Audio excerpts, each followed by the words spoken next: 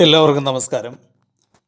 നമ്മളിന്ന് ചെയ്യാൻ പോകുന്നത് 10ാം ക്ലാസ്സിലെ സൂചക സംഖ്യകൾ അഥവാ കോർഡിനേറ്റ്സ് എന്ന പാഠഭാഗത്തെ 146-ാമത്തെ പേജിലെ ക്വസ്റ്റ്യൻസും അവയുടെ ഉത്തരങ്ങളുമാണ്. എല്ലാവർക്കും ഈ വീഡിയോയിലേക്ക് സ്വാഗതം. ഒന്നാമത്തെ ചോദ്യം ഇതാണ്: ചിത്രത്തിലെ ചതുർഭുജത്തിൻ്റെ വശങ്ങളുടെയും വികർണങ്ങളുടെയും നീളം കണക്കാക്കുക. അല്ലേ? Find the length of the sides and diagonals of the quadrilateral in the picture. ഇതിൻ്റെ കോർഡിനേറ്റ്സ് സൂചക സംഖ്യകൾ തന്നിട്ടുണ്ട്. ഇപ്പോൾ നമുക്കിതൊന്ന് ചെയ്ത് നോക്കാം. ഇതാണ് നമുക്ക് തന്നിരിക്കുന്ന ക്വാഡ്രിലാറ്ററൽ. അപ്പോൾ നമുക്കതിനൊരു പേര് കൊടുക്കുക. എളുപ്പത്തിന് ചെയ്യാൻ വേണ്ടിയിട്ടാണ് പേര് കൊടുക്കുന്നു. ABCD എന്ന പേര് കൊടുക്കുന്നു. അപ്പോൾ നമുക്ക് AB കാണണം, BC കാണണം, CD കാണണം, AD കാണണം, AC, BD ഇവ എല്ലാം നമുക്ക് കണ്ടുപിടിക്കണം. അപ്പോൾ ആദ്യം നമുക്ക് AB ഒന്ന് കണ്ടുപിടിക്കാൻ ശ്രമിക്കാം. അപ്പോൾ നമുക്ക് ഒരു കാര്യം മനസ്സിലാവുന്നുണ്ട്, ഇതിൻ്റെ Y സൂചക സംഖ്യകൾ തുല്യമാണ്, Y കോർഡിനേറ്റ്സ് ഈക്വൽ ആണ്. അപ്പോൾ എന്താ പ്രത്യേകത? ഇത് X അക്ഷത്തിന് സമാന്തരമാണ്, അല്ലേ? അപ്പോൾ ഇവ തമ്മിലുള്ള അകലം എന്ന് പറയുന്നത് എന്താണ്? X സൂചക സംഖ്യകൾ തമ്മിലുള്ള വ്യത്യാസത്തിൻ്റെ കേവല വില ആണ് എന്ന് നമ്മൾ പഠിച്ചിട്ടുണ്ട്. അപ്പോൾ AB നമുക്കൊന്ന് കണ്ടുപിടിച്ച് നോക്കാം. കേവല വില -3 -1 എത്ര വരും? -4ൻ്റെ കേവല വില അബ്സല്യൂട്ട് വാല്യൂ എന്ന് പറയുന്നത് 4 ആണ്, 4 ആണ്, അല്ലേ? AB കിട്ടി. ഇനി ADയോ? അപ്പോൾ ഇവിടെ എക്സുകൾ തുല്യമാണ്. എക്സ് തുല്യമാണെങ്കിൽ Y അക്ഷത്തിന് സമാന്തരമായ വരയിലെ ബിന്ദുക്കളാണ് എയും ഡിയും. അപ്പോൾ ഇവ തമ്മിലുള്ള അകലം എന്ന് പറയുന്നത് Y സൂചക സംഖ്യകൾ തമ്മിലുള്ള വ്യത്യാസത്തിൻ്റെ കേവല വിലയാണ്. അതാണ് കേവല വില 1 -2. അതായത് 1 + 2 വരും, 3 എന്ന് കിട്ടുന്നു. ADയുടെ നീളം 3 എന്ന് കിട്ടുന്നു. ഇനി BC കാണാൻ വേണ്ടി നമുക്കറിയാം ഇത് അക്ഷങ്ങൾക്ക് സമാന്തരമല്ല എന്നുള്ള കാര്യം അറിയാം. അങ്ങനെയാണെങ്കിൽ നമ്മളവിടെ കണ്ടുപിടിക്കുന്നത് √(x1 - x2) the whole square plus y1 - y2 the whole square. അല്ലെങ്കിൽ ഇവിടെ 0 ആയതുകൊണ്ട് x² + y² എന്ന് എടുത്താലും മതി, √(x² + y² എന്ന് എടുത്താലും മതി. ഇപ്പോൾ ഇവിടെ ഞാനത് വിശദമായി ഒന്ന് പറഞ്ഞു എന്ന് മാത്രമേ ഉള്ളൂ. 1² + -2ൻ്റെ സ്ക്വയർ എന്ന് കിട്ടുന്നു. അപ്പോൾ എത്രയായി? √5 എന്ന് കിട്ടുന്നു. 1 + 4 എന്ന് പറയുന്നത് 5 എന്ന് കിട്ടുന്നു. ഇനി നമുക്ക് CD കാണാം. അപ്പോൾ ഇവ തമ്മിലുള്ള അകലം ഇവിടെയും നമുക്ക് എന്തെടുത്താൽ മതി? √(-3² + 1² എന്ന് എടുത്താൽ മതി. -3² + 1² എന്ന് പറയുന്നത് √10 എന്ന് നമുക്ക് കിട്ടുന്നു. ഓക്കെ, ഇനി എന്താ കണ്ടുപിടിക്കണ്ടേ? AC കണ്ടുപിടിക്കണം. അതും ഇവ തമ്മിലുള്ള അകലമാണ്, അല്ലേ?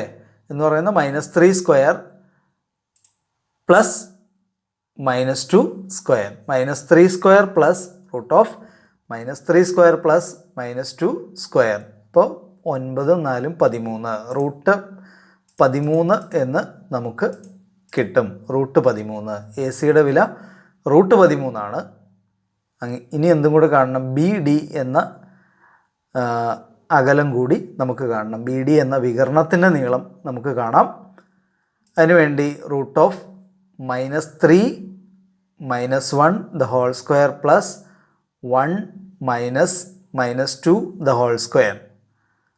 അപ്പോൾ -4² √(-4² + 3² എന്ന് കിട്ടും. -4ൻ്റെ സ്ക്വയർ 16 ആണ്, 3യുടെ സ്ക്വയർ 9 ആണ്. ഇത് ചെയ്ത് കഴിയുമ്പോൾ √25 എന്ന് കിട്ടുന്നു. √25 എത്രയാണ്? 5 ആണ് എന്ന് നമുക്ക് അറിയാം. ഓക്കെ, അപ്പോൾ ഫസ്റ്റ് ഇതിൻ്റെ ആൻസർ നിങ്ങൾക്ക് കിട്ടി. അപ്പോൾ നമുക്ക് ഇതിനകത്തുനിന്ന് പറയുന്ന ഒരു കാര്യം എന്ന് പറയുന്നത്, ആധാര ബിന്ദുവിൽ നിന്നുള്ള അകലം കാണി √(x² + y² എടുത്താൽ മതി.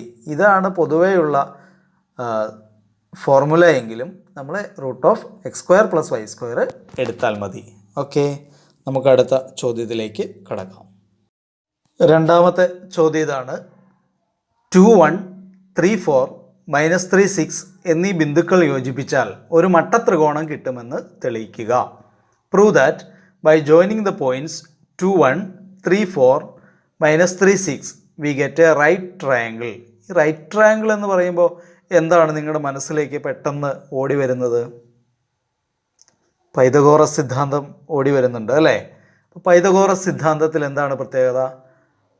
ചെറിയ രണ്ട് വശങ്ങളുടെ വർഗങ്ങളുടെ തുക വലിയ വശത്തിൻ്റെ വർഗത്തിന് തുല്യമാണ് അല്ലേ? അതായത് ഹൈപ്പോട്ടന്യൂസിൻ്റെ സ്ക്വയറിന് ഈക്വലാണ്. അപ്പോൾ നമുക്ക് 3 വശങ്ങളുടെയും നീളം കാണുക.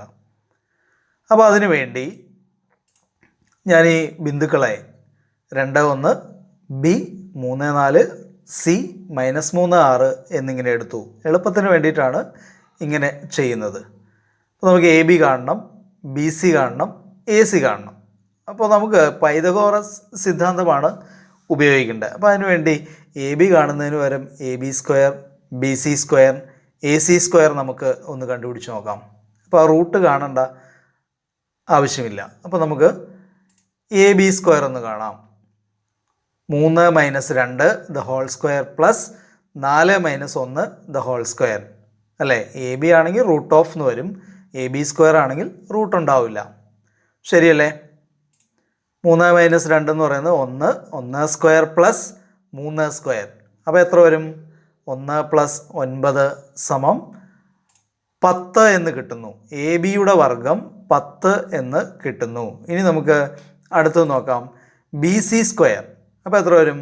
-3 - 3 the whole square plus 6 - 4 the whole square. -3 - 3 എന്ന് പറയുന്നത് -6 the whole square plus 2 square. അപ്പോൾ എത്ര വന്നു? 36 + 4 എന്ന് വന്നു. അപ്പോൾ 40 എന്ന് കിട്ടി. ബി സിയുടെ വർഗം 40 എന്ന് കിട്ടി. എ ബിയുടെ വർഗം 10 കിട്ടി, ബി സിയുടെ വർഗം 40 കിട്ടി. അപ്പോൾ ഇനി ഏതാ ഒരു വശമുള്ളത്? എ സി ആണ്. അപ്പോൾ എ സിയുടെ വർഗം ഒന്ന് കണ്ടുപിടിച്ച് നോക്കാം. എത്ര വരും? -3 - 2 the whole square plus 6 - 1 the whole square. അപ്പോൾ -3 - 2 എന്ന് പറയുന്നത് -5 സ്ക്വയർ പ്ലസ് 5 സ്ക്വയർ. അപ്പോൾ 25 എത്രയായി? 50 എന്ന് കിട്ടി. നോക്കിക്കേ, ചെറിയ വശങ്ങളുടെ വർഗ്ഗങ്ങൾ ഏതൊക്കെയാണ്? 10ഉം 40ഉം, എ ബി സ്ക്വയറും ബി സി സ്ക്വയറും. അപ്പോൾ നമുക്കൊന്ന് കണ്ടുപിടിച്ച് നോക്കാം. A B square plus B C square എത്രയാണ്? A B square plus B C square എത്രയാണ്?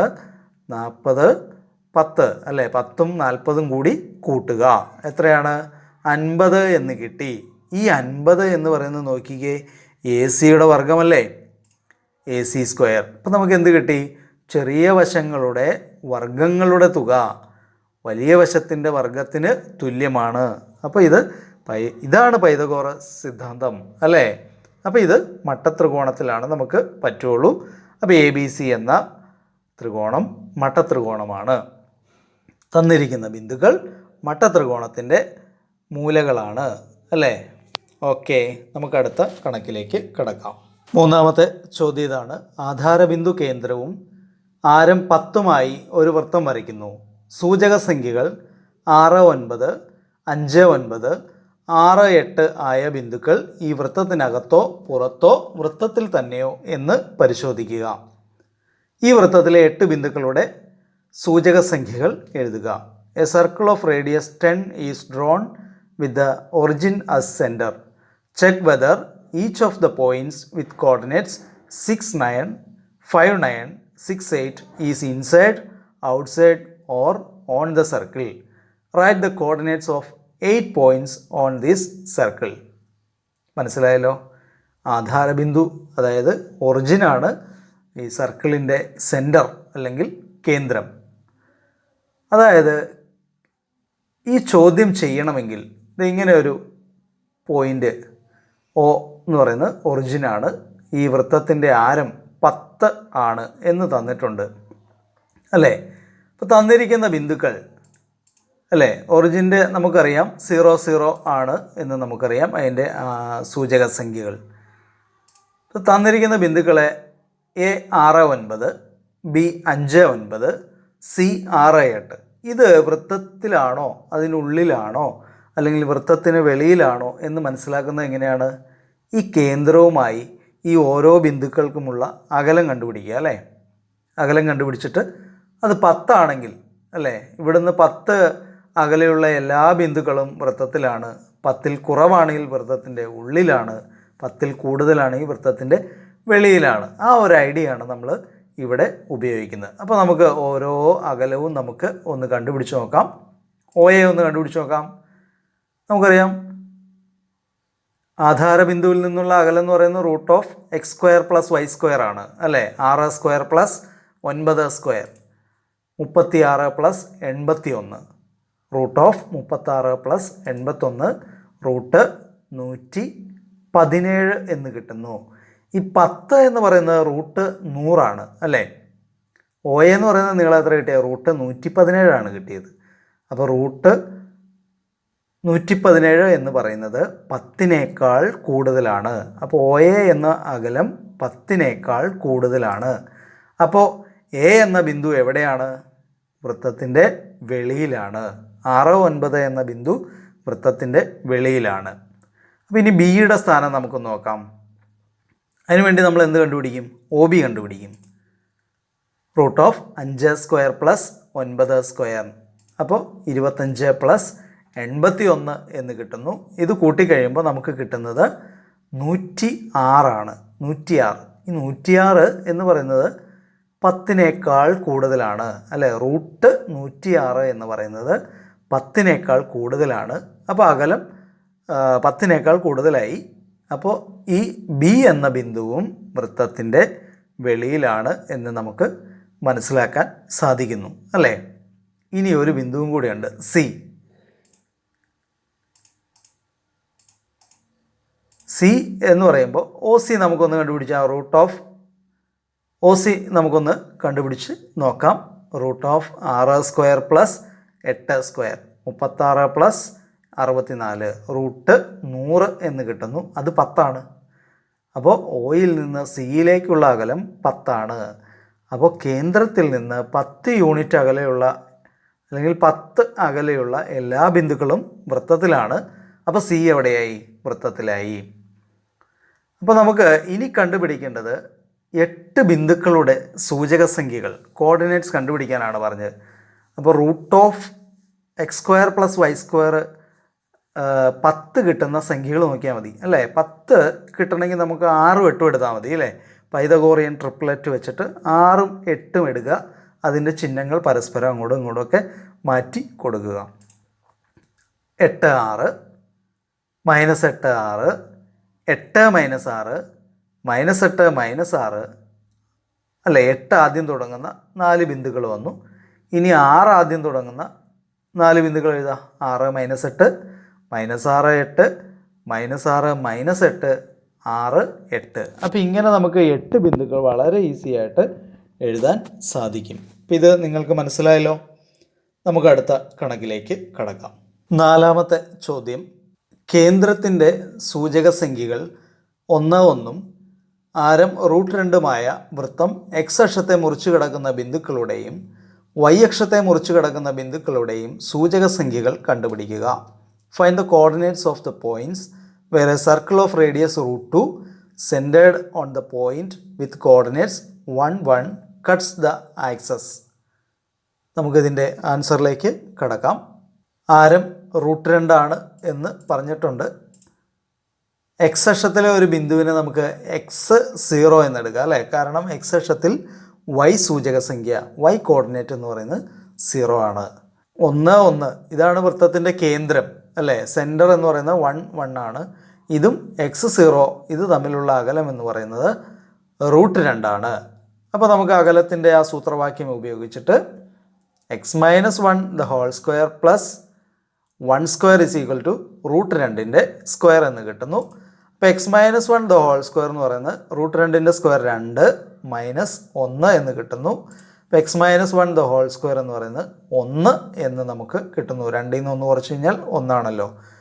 അപ്പോൾ x - 1 എന്ന് പറയുന്നത് 1ൻ്റെ വർഗ്ഗമൂലമായിട്ടുള്ള 1 അല്ലെങ്കിൽ x - 1 എന്ന് പറയുന്നത് -1 എന്ന് കിട്ടുന്നു. അപ്പോൾ ഇതിൽ നിന്ന് നമുക്ക് x-ന് 2 വിലകൾ കിട്ടുന്നു.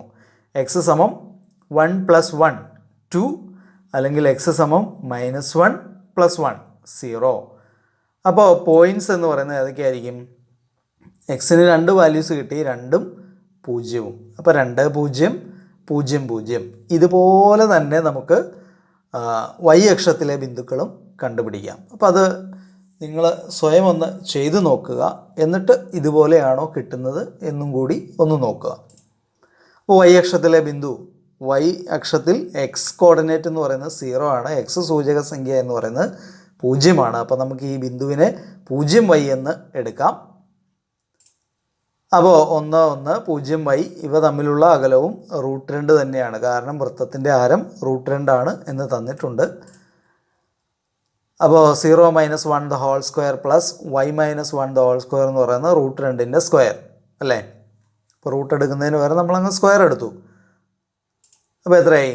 1 square plus y - 1 the whole square എന്ന് പറയുന്നത് 2 ആണ്. അപ്പോൾ y - 1 ദ ഹോൾ സ്ക്വയർ എന്ന് പറയുന്നത് 2ൽ നിന്ന് 1 പോയി 1 ആണ്. അപ്പോൾ y - 1 എന്ന് പറയുന്നത് 1 എന്ന് കിട്ടി, y- എന്ന് പറയുന്നത് -1 എന്നും നമുക്ക് കിട്ടുന്നു.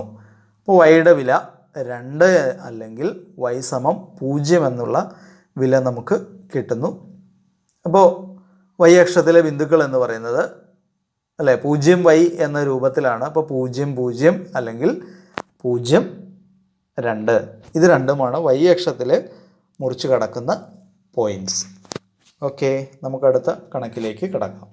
5ാമത്തെ ചോദ്യം ഇതാണ്. ഒരു ത്രികോണത്തിൻ്റെ മൂലകൾ 1 2 2 3 3 1 എന്നീ ബിന്ദുക്കളാണ്. ഇതിൻ്റെ പരിവർത്തനത്തിൻ്റെ കേന്ദ്രവും ആരവും കണ്ടുപിടിക്കുക. The coordinates of the vertices of a triangle are 1 2 2 3 3 1.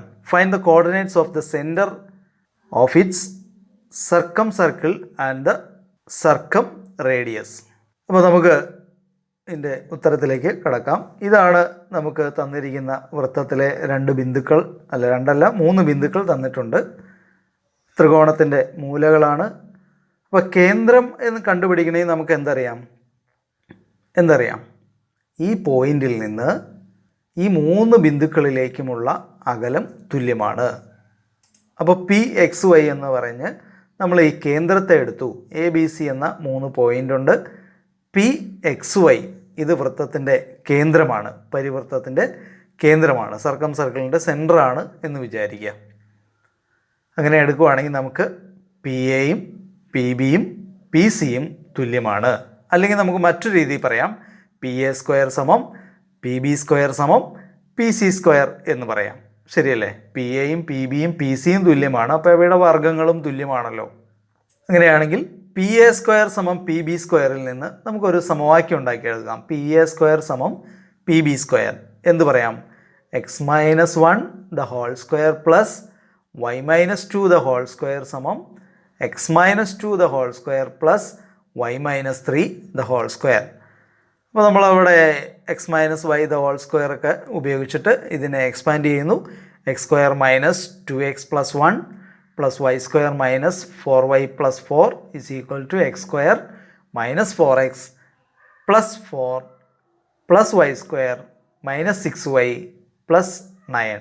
അപ്പോൾ ഈ എക്സ് നമുക്ക് ഇതിൻ്റെ അകത്ത് x² ഉണ്ട്, ഇവിടെ x² ഉണ്ട്, y² ഉണ്ട്, y² ഇതെല്ലാം ക്യാൻസൽ ചെയ്ത് കളയാം. ഇതെല്ലാം അങ്ങ് ക്യാൻസൽ ചെയ്ത് കളയാം. അപ്പോൾ ബാക്കി എന്ത് വന്നു? ബാക്കി വരുന്നതിൽ എക്സിനെയും വൈനെയൊക്കെ ഇടതുവശത്തേക്ക് കൊണ്ടുവന്നു. ഈ സ്ഥിരസംഖ്യകൾ കോൺസ്റ്റൻറ്റ് ടൈംസിനെ നമ്മൾ വലതുവശത്തേക്കും കൊണ്ടുപോവുകയാണ്. അപ്പോൾ ഇവിടെ ഉത്തരം കിട്ടുന്നു. 2x + 2y = 8 എന്ന ഒരു സമവാക്യം നമുക്ക് കിട്ടുന്നുണ്ട് അല്ലേ? അപ്പോൾ ഇത് കിട്ടുമ്പോൾ തന്നെ നിങ്ങൾക്ക് മനസ്സിലായി ഇതെങ്ങനെയായിരിക്കും നമ്മൾ ചെയ്യാൻ പോകുന്നത് എന്ന് മനസ്സിലായി അല്ലേ? എന്തായിരിക്കും? സമവാക്യ ജോഡികൾ ആണ്, അതിലാണ് നമ്മൾ ഇത്തരത്തിലുള്ള സമവാക്യങ്ങൾ കണ്ടിട്ടുള്ളത് അല്ലേ? അപ്പോൾ നമുക്കൊരു സമവാക്യം കിട്ടി. ഇതിനെ വേണമെങ്കിൽ കുറച്ചുകൂടി ഒന്ന് ചെറുതാക്കാം. x + y = 4 എന്ന് ഫസ്റ്റ് ഇക്വേഷനാക്കി നമുക്ക് എഴുതാം. ഇനി നമുക്ക് അടുത്തെടുത്താലോ? PB² = PC² എടുത്തു. അപ്പോൾ നമുക്ക് അടുത്ത ഒരു സമവാക്യം കിട്ടും. PB² = PC². x - 2 the whole square plus y - 3 the whole square = x - 3 the whole square plus y - 1 the whole square എന്ന് കിട്ടുന്നു. അതിനെ എക്സ്പാൻഡ് ചെയ്തു. ഇതുപോലെ എക്സ്പാൻഡ് ചെയ്യുക. ആദ്യത്തെ ചോദ്യത്തിൽ ചെയ്തതുപോലെ തന്നെ നിങ്ങൾ ചെയ്യണം. അപ്പോൾ നമുക്ക് ഇത് കട്ട് ചെയ്ത് പോകുന്നു അല്ലേ? 4 9 അല്ലേ 9 1 എന്നിട്ട് ഒന്ന് അറേഞ്ച് ചെയ്ത് എഴുതി കഴിയുമ്പോൾ -4x -6y + 6x + 2y = 10 - 13 എന്ന് കിട്ടുന്നു. അപ്പോൾ ഇവിടെ 2x - 4y = -3 എന്ന് നമുക്ക് സെക്കൻഡ് ഇക്വേഷൻ കിട്ടുന്നു. ഇനി ഈ രണ്ട് ഇക്വേഷൻസ് നമുക്കൊന്ന് സോൾവ് ചെയ്ത് നോക്കാം. ഫസ്റ്റ് ഇക്വേഷൻ x + y = 4 എന്ന് കിട്ടുന്നു. സെക്കൻഡ് നമുക്ക് 2x - 4y = -3 എന്ന് കിട്ടുന്നു അല്ലേ. ഇത് ചെയ്യണമെങ്കിൽ ഏതെങ്കിലും ഒരെണ്ണം തുല്യമാകണമല്ലോ. അപ്പോൾ നമ്മൾ ആദ്യം പറഞ്ഞിരുന്നു 2x + 2y = 8നെ ചെറുതാക്കി കഴിഞ്ഞപ്പോഴാണ് നമുക്ക് x + y = 4 എന്ന് കിട്ടിയത്. അല്ലെങ്കിൽ നമുക്കൊരു കാര്യം ചെയ്യാം, ഇതിനെ 2 കൊണ്ട് മൾട്ടിപ്ലൈ ചെയ്യാം. താഴെ 2x - 4y = -3. ഇത് തമ്മിൽ നമ്മൾ കുറയ്ക്കുക, ഈ രണ്ട് ഇക്വേഷൻസ് തമ്മിൽ സബ്ട്രാക്റ്റ് ചെയ്യുക. അപ്പോൾ നമുക്ക് എന്ത് കിട്ടും? ഇത് തമ്മിൽ ചെയ്യുമ്പോൾ 6y = 11 എന്ന് കിട്ടും. y = 11/6 എന്ന് കിട്ടുന്നു. ഇത് നമുക്ക് ഒന്നാമത്തെ സമവാക്യത്തിലൊന്ന് കൊടുത്താലോ? ഒന്നാമത്തെ സമവാക്യത്തിൽ കൊടുത്തു കഴിയുമ്പോൾ x + 11/6 എന്ന് പറയുന്നത് 4 ആണ്. x = 4 - 11/6. അത് ചെയ്യുന്നത് എങ്ങനെയാണ്? 24 - 11/6 13/6 എന്ന് കിട്ടുന്നു. അപ്പോൾ ഇതിൻ്റെ കേന്ദ്രം P എന്ന ബിന്ദു 13/6 11/6 എന്ന് കിട്ടുന്നു. ഇപ്പോൾ നമുക്ക് കേന്ദ്രം കിട്ടിയിട്ടുണ്ട്, പരിവൃത്തത്തിൻ്റെ കേന്ദ്രം കിട്ടിയിട്ടുണ്ട്. ഇനി നമുക്ക് ഇതിൻ്റെ പരിവൃത്ത ആരം സർക്കം റേഡിയസ് കൂടി കണ്ടുപിടിക്കണം. അതിനുവേണ്ടി നമുക്ക് എന്ത് ചെയ്യാം? കേന്ദ്രത്തിൽ നിന്ന് എയിലേക്കോ ബിയിലേക്കോ സിയിലേക്കോ ഉള്ള അകലമാണല്ലോ റേഡിയസ് അല്ലേ. അപ്പോൾ നമുക്ക് ഇതിൻ്റെ ആരം ഒന്ന് കണ്ടുപിടിച്ച് നോക്കാം. ആരം സമം PA എന്നെടുത്തു. PA അല്ലെങ്കിൽ PB അല്ലെങ്കിൽ PC, ഇതിൽ ഏത് വേണേലും നിങ്ങൾക്ക് എടുക്കാം. അപ്പോൾ PA നമ്മൾ കണ്ടുപിടിക്കുകയാണ്. √(x(y) അല്ലേ എന്ന് പറയുന്നത് എത്ര വരും? 13/6 - 1 the whole square + 11/6 - 2 the whole square എന്ന് കിട്ടുന്നു. അപ്പോൾ നമുക്കിവിടെ 13 - 6/6 എന്ന് കിട്ടുന്നു. അതായത് 7/6 the whole square + 11 - 12 അല്ലേ. 6 × 2 12 ആണ്. അപ്പോൾ -1/2 the whole square 1/6 the whole square എന്ന് കിട്ടുന്നു. അപ്പോൾ √(7/6 the whole square + -1/6 the whole square എന്ന് കിട്ടുന്നു. ഇത് ചെയ്ത് കഴിയുമ്പോൾ നമുക്ക് 49 + 1/36 എന്ന് കിട്ടുന്നു. അതായത് എന്താ എത്ര കിട്ടും? 50/36. ഇതിനെ വീണ്ടും ചെറുതാക്കാം, അത് നിങ്ങൾ ചെയ്യുക. അപ്പോൾ ഇത് എല്ലാവർക്കും മനസ്സിലായല്ലോ അല്ലേ. ഈ ഭാഗങ്ങളിലെ അല്ലെങ്കിൽ ഈ ഭാഗത്തെ കുറച്ച് കണക്കുകളാണ് നമ്മൾ ചെയ്തത്. ഇതെല്ലാവരും ചെയ്ത് പഠിക്കുക. അപ്പോൾ നമുക്ക് അടുത്ത ക്ലാസ്സിൽ വീണ്ടും കാണാം.